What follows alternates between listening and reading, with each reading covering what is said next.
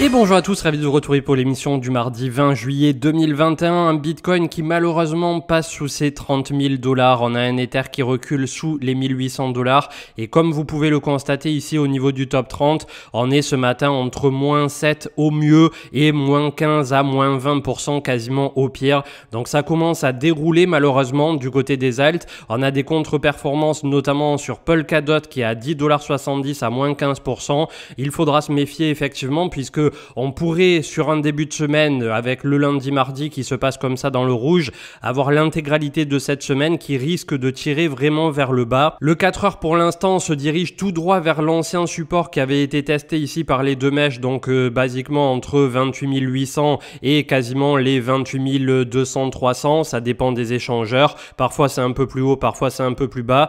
En tout cas, une fois qu'on aura perdu malheureusement les 28 000 $, si toutefois on vient s'y échouer, ça risque de se compliqué avec un Crypto Fear and Greed qui est déjà dans l'extrême peur à 19, un social index qui est toujours sur up mais qui est en train de ralentir là aussi sur les réseaux et les ordres de marché plutôt en recherche forte d'achat ce matin autour de 9h que j'enregistre l'émission, mais ça paraît un peu cocasse puisque on a un seul énorme ordre d'achat ici de 11 millions sur BitMEX autour de 29 600, ensuite c'est assez disparate jusqu'à 28 900, mais je pense que tout simplement pour l'instant le marché attend la prise de direction et j'espère bien évidemment que les shorters tardifs se feront punir avec un rebond tel qu'on pourrait l'escompter ici sur cette fin de mois de juillet. En tout cas pour le moment c'est les vendeurs qui restent en contrôle du momentum tel qu'ils l'ont eu désormais depuis plusieurs semaines voire 2 mois consécutifs, donc il faudra se méfier puisque petit à petit les rebonds sont de moins en moins grands et on a toujours cette directionnalité qui est pour l'instant et jusqu'à preuve du contraire en possession effective des vendeurs. L'émission du jour est sponsorisé par Gods Unchained, donc ça n'est pas la première fois qu'on vous parle de ce super jeu qui est un Hearthstone-like mais blockchainisé tout simplement. Donc vous pouvez jouer gratuitement, vos premières cartes vous seront allouées et le tout sans dépenser un centime. Après comme d'hab, si vous voulez acheter des cartes, bien évidemment vous pouvez le faire, que ça soit directement en CB ou en Ether puisque c'est la monnaie qui avait été retenue par ce jeu. La bonne nouvelle c'est que ils ont bossé aussi sur leur propre layer 2 avec Immutable X qui est derrière soutenu par le studio Immutable, donc on en avait aussi discuté quelques fois, mais ça en fait vraiment un des jeux qui est en train de se développer le plus rapidement et le plus positivement. On a des très gros capitaux derrière, dont Coinbase Venture, et surtout c'est un studio qui est déjà bien implanté avec un des co-créateurs, un des cofondateurs de Magic l'Assemblée qui avait rejoint directement ce projet. Donc pour le coup on a quelque chose de vraiment costaud. Je sais que sur le Discord il y a pas mal de personnes qui y jouent, notamment le week-end vous pouvez gagner pas mal de cartes gratuitement, il y a des events, il y a des tournois et ça peut vous permettre de monter très rapidement. On a 1 ou 2 personnes qui sont très bien placées dans le classement et surtout récemment ils avaient mis en avant aussi l'arrivée de leur token qui s'appellera le Gods. Donc il y aura que 20 millions au total de ce token lié à ce jeu, ça vous permettra de faire différentes choses dans le jeu, notamment comme échanger pourquoi pas ou payer vos cartes. Le white paper devrait arriver très prochainement, ça n'est pas encore disponible. Vous pourrez également faire du staking pour participer là aussi à des événements spéciaux, crafter des NFT voire des cartes, le tout sur Immutable X qui est leur layer 2 sur Ethereum, ce qui vous permet de faire tout ça au fur et à mesure avec quasiment aucun frais, et ça reste aussi un token de gouvernance avec tous les partenariats ici en bas qui sont mis en avant et qui sont rappelés avec notamment Naspers, Galaxy Digital, Coinbase et bien d'autres. Donc on a un jeu qui pourrait devenir au travers du temps un peu comme l'explosion qu'on a connue sur Axie Infinity. C'est à ce jour, dans son domaine en tout cas, le jeu qui est le plus avancé et je n'ai pas vu beaucoup d'autres jeux de cartes avancer aussi vite en tout cas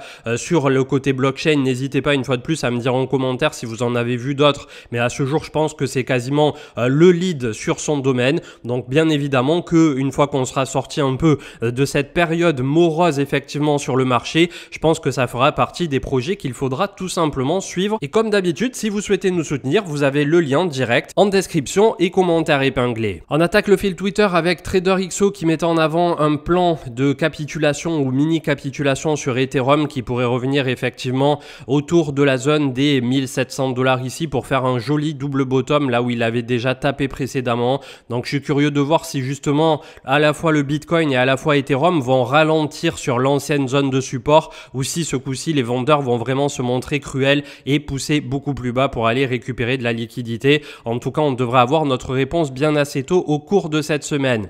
Comme le disait ici Peter Brandt, et c'est toujours un peu de mindset et de OGs puisque c'est quelqu'un qui a des dizaines d'années de trading dans les pattes, l'obsession d'avoir juste d'être correct sur les prochains trades ou les prochaines analyses chartistes sont en grande partie la cause de ce qui vous conduira tout simplement à votre fail, donc en gros à votre perte, puisque la plupart du temps, et ça on a pu l'observer aussi avec beaucoup de personnes qui sont débutantes, notamment sur Twitter, les réseaux sociaux et tout ça, on a beaucoup de personnes qui veulent tout simplement ne pas écouter ou ne pas comprendre ni apprendre et qui souvent sont toujours dans l'invective à dire oui mais hier t'avais dit ça, oui mais ça n'a pas fait ça, oui etc. Et le truc c'est que je l'admets volontiers, dans le marché crypto et dans les marchés financiers, heureusement qu'on change souvent d'avis, heureusement qu'on se trompe régulièrement et d'autant plus effectivement sur le BTC, sur Ethereum et sur le marché crypto qui est extrêmement volatile et qui, comme on le disait lors du live hier sur Twitch avec Manu, on peut avoir des sujets qui sont vrais aujourd'hui et qui dans un mois, à la vitesse à laquelle ça évolue, ne seront plus tout à fait vrais demain. Donc si vous restez figé totalement, campé sur vos convictions dans un marché qui est aussi volatile, aussi risqué et qui bouge aussi vite d'un point de vue fondamental, c'est clair qu'après ça peut amener à bon nombre de mauvaises décisions. Donc soyez agile et surtout ne restez pas campé toujours sur vos croyances bien établies. On a Documenting Bitcoin qui mettait en avant qu'il y a 11 ans MTGOX était créé, donc ça a été à la fois un des plus beaux échangeurs, un des plus grands échangeurs et aussi un des plus grands scandales avec je sais plus 300 ou 400 000 bitcoins qui ont disparu à l'époque. En tout cas voilà, il y a des personnes qui à cette époque en détenaient des centaines, des milliers, voire des dizaines de milliers et qui se sont retrouvés du jour au lendemain complètement à poil. Donc c'est un bon rappel, comme on dit souvent dans l'écosystème crypto, not your case, not your coins. Il faut absolument que vous possédiez vos clés privées pour détenir en vos fonds propres les fameuses crypto-monnaies.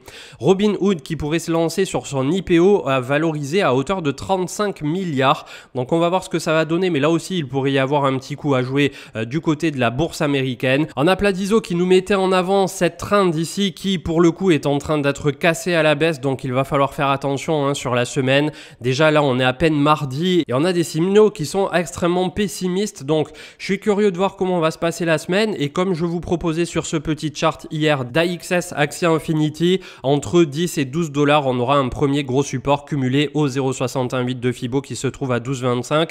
Si jamais ça vient à lâcher ici et qu'on rentre véritablement en bear market, on pourrait revoir Axie Infinity beaucoup plus bas et pourquoi pas entre le 0,786 et le 0,85, entre 6 et 7,50 $ grossièrement. Les whales, les gros portefeuilles, les très gros selon Lex Mosky qui continuent d'absorber tout simplement le dip. Donc quand on parle de gros portefeuilles dans la crypto, c'est des entités, voire les fameuses whales, les baleines avec 1000 à 10 000 bitcoins en leur possession. Donc on avait eu un dip, un gros essoufflement jusqu'à la mi-mai. Vous voyez que ça avait commencé à vendre finalement en février ici au niveau des très gros portefeuilles et ça s'est arrêté autour du dip ici de la mi-fin mai et c'est en train de réaccumuler puisque au plus on se dirige sous les 30 000 $ et vous verrez que cet indicateur va skyrocket si un jour on va autour de 25 000 $, voire même un peu en dessous. Et bien voilà, tout simplement eux ils sont en train de faire leur course pendant que tout le monde désespère tout simplement sur le marché des crypto-monnaies. Le replay est disponible sur Twitch, on était juste en duo avec Manu hier mais ça a été une émission qui était très intéressante. On est revenu sur des points importants je pense pour les débutants comme les confirmés, donc n'hésitez pas, je crois qu'on était déjà à plusieurs milliers de replays hier, donc ça fait plaisir toujours votre soutien au quotidien. Elon Musk, Cathie Wood et Jack Dorsey, donc on a là tout simplement Tesla, SpaceX, Ark Investment avec Cathie Wood, c'est vraiment un énorme fonds et qui est très lié à Tesla, et Jack Dorsey pour Twitter qui vont animer tout simplement un talk le 21 juillet à 9 AM PDT, donc une très bonne nouvelle. On va voir ce qu'il va en ressortir et surtout ça permettra d'avoir ce coup-ci peut-être un avis un peu plus organisé, un peu plus coulé par rapport à ce que pense Elon Musk ou ses avis à court et moyen terme sur le marché des crypto-monnaies. Est-ce que les taux se resserrent du côté de Binance? C'est en tout cas ce que mettait en avant François Rémy hier sur Twitter aussi pour la Belgique. Donc Binance ne serait pas autorisé à offrir des produits ou services en Belgique. J'ai pas pu encore recouper les informations. Quelques personnes dans les commentaires disaient que sur le site de la FSMA, donc en Belgique, il n'y avait pour l'instant pas de gros warning. Mais quand on voit ce qu'il est en train de se passer en Europe, notamment vis-à-vis de Binance, c'est clair qu'on sent en ce moment un peu la pression du régulateur sur le premier crypto exchange mondial. Laetitia Bon qui nous met en avant qu'effectivement Ark avec leurs investissements se portent plutôt pas mal quand on voit la tranche du SP500 et du Nasdaq. Donc clairement ils sont en en train de se positionner et eux, c'est pas pour du court terme. Et vous voyez à quel point parfois les pièces peuvent s'emboîter rapidement puisque, comme vous le savez, on vient de le voir à l'instant, on va avoir un meeting avec Cathie Wood, ARK Invest, Jack Dorsey et Elon Musk Tesla.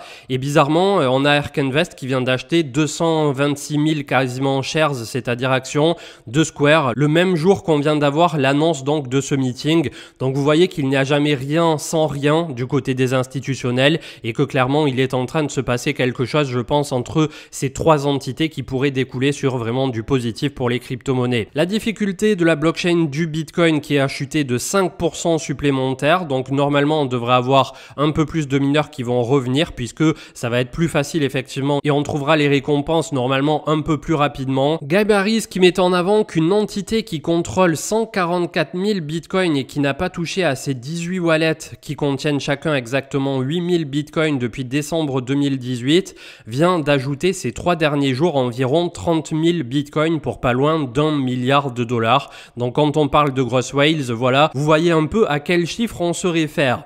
On a Cointelegraph qui met en avant que on pourrait avoir très rapidement un Bitcoin ETF et notamment, comme vous le savez, on en a discuté plusieurs fois, du côté de Grayscale qui est en train de transformer ou qui souhaite du moins transformer son GBTC en ETF. Alors là aussi, il y a un grand débat qui est en cours puisque est-ce que l'ETF derrière, ça va tout simplement créer plus de Bitcoin papier? Les 21 millions originaux vont être dilués potentiellement. Donc ça aussi, ça peut être une problématique effectivement au long terme, mais on verra bien ce qu'il en sera une fois effectivement qu'on aura des ETF sur Bitcoin. On a Mark Zuckerberg qui balance toutes ses actions apparemment une fois par jour. Il balance approximativement 25 à 27 millions d'actions et ce depuis le 12 juillet ici. Donc je ne sais pas exactement ce qui est en train de se passer. On n'a pas toujours les tenants et les aboutissants, mais effectivement on a Mark Zuckerberg qui est en train de se délester d'énormément de ses actions. Pour finir avec donc le mood du moment sur le marché, on a 100 000 Ethers qui ont été bougés de Gemini vers BlockFi. Donc on va voir ce que ça dira, mais en tout cas on a BlockFi qui est dans l'œil du cyclone du régulateur puisqu'ils sont en train d'être attaqués notamment je crois aux États-Unis. J'ai vu passer là aussi une petite news ce matin sans pouvoir la recouper, donc à prendre au conditionnel pour l'instant, mais c'est en train de se resserrer sur toutes ces entités qui n'ont pas été régulées en temps et en heure, un peu comme Coinbase qui finalement a proposé un peu moins de produits, pas de produits dérivés avec levier, etc., qui s'est conformé en premier au régulateur avant de délivrer derrière. Donc c'est vrai que parfois on a la sensation qu'on est un peu bloqué sur Coinbase, qu'on peut faire beaucoup moins de choses, c'est tout à fait vrai et les frais sont indécents, mais quand on va sur Binance, on se pose la question de à quelle sauce ils vont être mangés. Donc c'est vraiment l'enjeu et le sujet du moment pour la partie régulation en tout cas. Côté analyse technique, donc en hebdo, on est en train de travailler effectivement ce support ici autour des 29 800 $. On a toutes les mèches comme vous le savez qui viennent légèrement plus bas autour de 28 800, voire même cette mèche d'ouverture autour de 27 600. Donc en gros c'est 28 000 à plus ou moins 500 $. On n'a toujours aucun volume qui est exécuté. Est-ce qu'on va faire une petite encoche ici dans le contrat pour vraiment faire peur à tout le monde et rebondir comme un diable derrière, ou est-ce que les vendeurs sont définitivement en contrôle du momentum et on va se prendre une bougie impulsive comme ceci pour venir quasi en ligne droite au moins à 25 000 $? C'est la question et je pense qu'on risque d'avoir malheureusement notre réponse d'ici la fin de ce mois de juillet, ce qui nous permettrait, si jamais ça continue de dégueuler derrière, de tout simplement avoir une rentrée et une fin d'année qui serait bien plus prospère, je l'estime et je l'espère. Donc on va voir ce que ça dira. En tout cas pour l'instant on est les yeux rivés sur tout ça. Ether qui décélère tout simplement toujours pas, et là aussi on est aux portes autour de 1700-1750 de déclencher le dump en direction des 1400, donc toujours pas d'envie malheureusement sur Ether. Pourtant on aurait pu se relancer ici quand on était revenu autour des 2400 et malheureusement cet été le marché n'a que faire des crypto-monnaies qui sont bazardées très rapidement. On va quand même jeter un petit coup d'œil au SP500 qui a clôturé hier autour de 4258, donc quand on regarde en journalier on était sur la moyenne mobile 50 périodes daily. On va voir ce que ça dira, mais là aussi vous voyez que au travers du temps on a souvent eu des petits accidents de parcours comme ça. Attention toutefois à ne pas perdre cette zone bien évidemment, puisque à la fois en daily et en hebdo ça permettrait malheureusement d'ouvrir la porte à une correction bien plus marquée qui pourrait nous ramener ici autour des 4060 points sur le SP500. En parlant du marché américain, on a toujours cet énorme W ici qui est bien matérialisé avec un rebond en cours sur le DXY, donc va-t-on revenir autour de 94 à 95? Pour l'instant, la porte est ouverte en tout cas et on a un dollar qui se montre assez fort en ce moment, donc ça sera quelque chose à surveiller. Du côté des gagnants du jour sur les alts, on n'a pas grand chose à se mettre sous la main. À noter toutefois du côté de l'action américaine Nvidia, qui elle aussi avait bel et bien topé ici autour de 834 $. En entrant en correction, on a rebondi juste avant la moyenne mobile 50 hier à 716 $. Donc là aussi, on a des dossiers comme ça qui peuvent être, quand on a des corrections marquées, assez intéressants pour recharger pour du long terme. Par exemple, si on avait le SP500 qui vient sur les targets baissières que je viens de vous donner à l'instant, que ça venait à lâcher la moyenne mobile 50, on pourrait revoir Nvidia autour de 650, voire la sortie du range à l'époque ici autour de 600 $, avec une moyenne mobile 200 qui est en train de remonter. Je pense que toute cette zone ici, par exemple, pour faire vraiment du chartisme basique sur Nvidia, serait intéressante à payer pour cette action américaine. Le BLX qui a clôturé hier à 30 837, donc on est sous toutes les moyennes mobiles, c'est pas super ragoûtant à court terme. Est-ce que vraiment on va réussir à continuer de tenir en lévitation comme ça? Au bout d'un moment, le plus frustrant, c'est de se dire, voilà, est-ce qu'ils sont vraiment en train de jouer avec nous? Est-ce qu'on va avoir le petit trap ici, la petite encoche pour rebondir derrière, exactement comme ce qu'on avait eu ici précédemment, exactement comme ce qu'on avait eu ici aussi, et même on l'a eu plusieurs fois, hein. Vous voyez, à chaque fois ça a fait un petit V voire un petit W. Donc là je me méfie, puisque c'est quand même la 4e fois qu'on revient sur ce support. Il y a un moment où ils vont me dire, bon c'est bon, on en a marre, on va vraiment aller chercher plus bas, et c'est là potentiellement que normalement à la rentrée, avec un peu plus de volume, un peu plus d'acteurs du marché qui reviennent, on devrait voir de très belles choses. Donc continuez d'être prudent, mais on arrive vraiment au moment clé dans les 15 jours à le mois à venir, où on va pouvoir probablement faire des recharges qui seront plutôt pertinentes et intéressantes pour les 6 à 12 prochains mois. Je vous souhaite une excellente journée, et pour ma part je vous retrouve même endroit même heure demain. Ciao ciao.